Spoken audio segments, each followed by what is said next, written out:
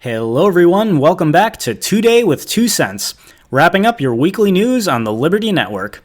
Early this week, more news came out regarding the Broward County Sheriff's Department, showing just how incompetent the department was in its handling of the tragedy in Parkland.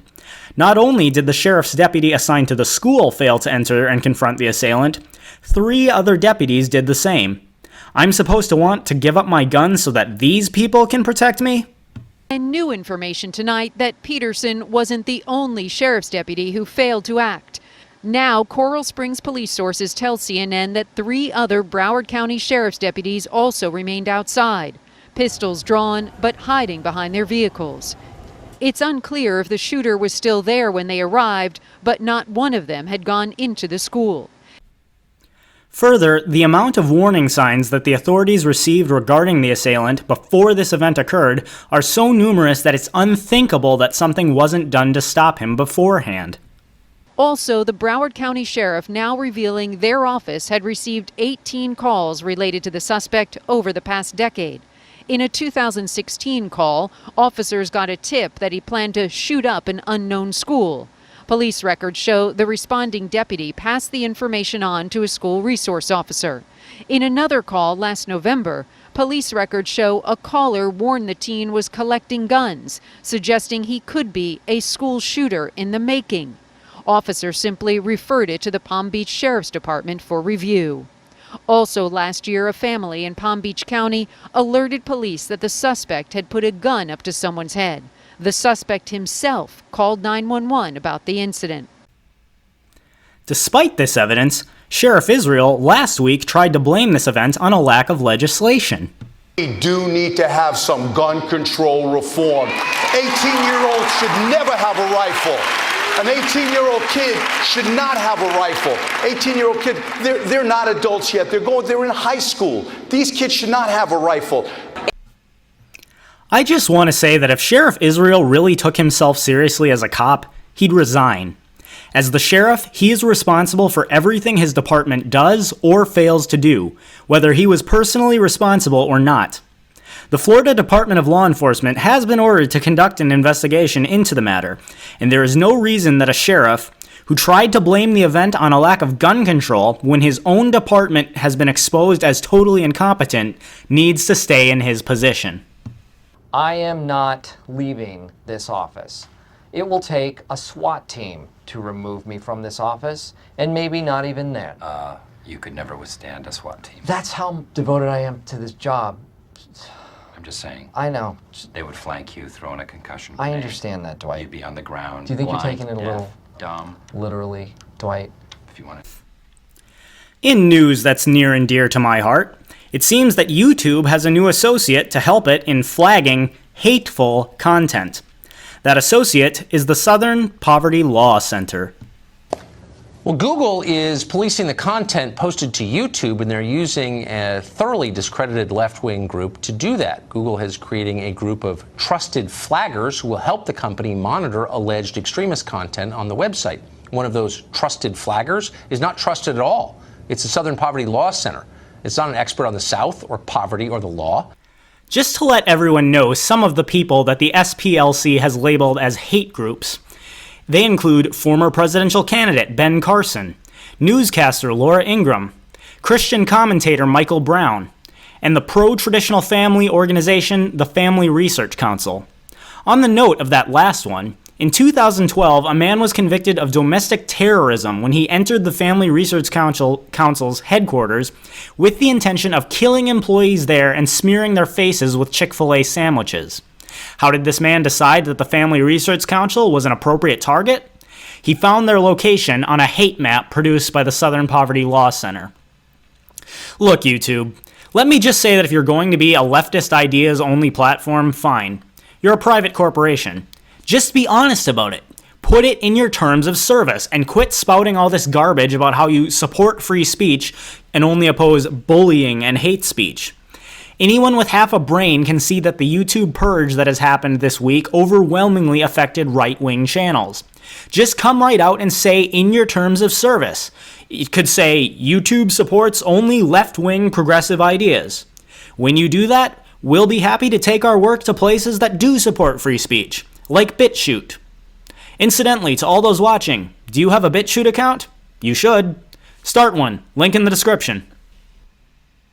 In a strange turn of events, President Trump seems to have dramatically reversed the position on guns that he took during his campaign. As the television cameras rolled, Donald Trump urged, practically pleaded, lawmakers to impose some of the toughest new restrictions on guns in decades. I see some folks that don't say nice things about me, and that's okay. Because if you turn that into this energy, I'll love you. I don't care. As a candidate, Trump famously promised he would never let the NRA down. And while he once again praised them as true patriots, he repeatedly took positions that put him at odds with both the NRA and Republican leaders in Congress. I gotta say, I'm disappointed. We all know that increased gun control measures will prevent crimes, because criminals always respect the law. Steve, don't eat those. Trans fats are illegal. Dad, are you breaking the law? Yes, son, but it's a stupid law. It shouldn't exist to begin with. So, since the trans fat law is stupid, we don't have to follow it? Smart boy. What can I buy you? New baseball mitt? Skateboard? As folks continue to talk about the Me Too movement, infamous presidential mistress Monica Lewinsky has thrown in her thoughts on workplace romances and power dynamics in a piece in Vanity Fair. The most famous White House intern ever is saying, "Me too." Monica Lewinsky opening up and getting personal in an essay she wrote for Vanity Fair. "Sure, my boss took advantage of me, but I will always remain firm on this point. It was a consensual relationship. Any abuse came in the aftermath when I was made a scapegoat in order to protect his powerful position. He was my boss. He was the most powerful man on the planet. He was 27 years my senior, with enough life experience to know better. He was, at the time, at the pinnacle of his career, while I was in my first job out of college. Note to the trolls, both Democratic and Republican, none of the above excuses me for my responsibility for what happened. I meet regret every day." Whatever your feelings about Lewinsky, I was at least pleased to see that she takes responsibility for her role in what happened regarding her affair with President Clinton. That's a rarity amongst women these days. It would be a little hard to claim you were nothing but a helpless victim after you previously admitted to aggressively flirting with the president, to include flashing him your thong. I suppose crazy feminists could try to say that the president just misread those signals. There was a time when I had a thing for Penny and I thought she was into me too because she got drunk and naked and climbed into bed with me, but apparently I misread those signals. And in a final piece of drama out of the White House this week, the stock market takes a dive after President Trump announces tariffs that he intends to place on aluminum and steel. We'll probably have everything completed by next week. We'll be imposing tariffs on steel imports and tariffs on aluminum imports. Again, I've got to say, I am disappointed in the president. We all know that trade wars do great things for the economy. It sure worked out back during the Great Depression. The Smoot-Hawley Tariff Act of 1930. This act raised tariffs to unprecedented high levels. This stifled foreign trade and, according to most economists, was the genuine start of the Great Depression. Other countries raised their tariffs and other trade barriers in response. Unemployment grew all over the world. The passage of the act even prompted another stock market crash. Restriction of imports had the effect, as they always do, of hampering exports as well.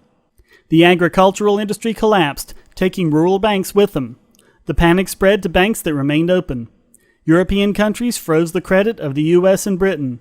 This led to a collapse of bond credits, and with it, the destruction of the investment portfolios of banks in both countries. Thanks to Shane Killian for that last clip. Alright, the moment you've been waiting for. It's time to reveal this week's Weekly Hottie. Drum roll, please. This week's Weekly Hottie is fitness model Elizabeth Zaks. She boasts a YouTube channel of more than 150,000 subscribers. And this week, Elizabeth released a video called How I Train My Abs.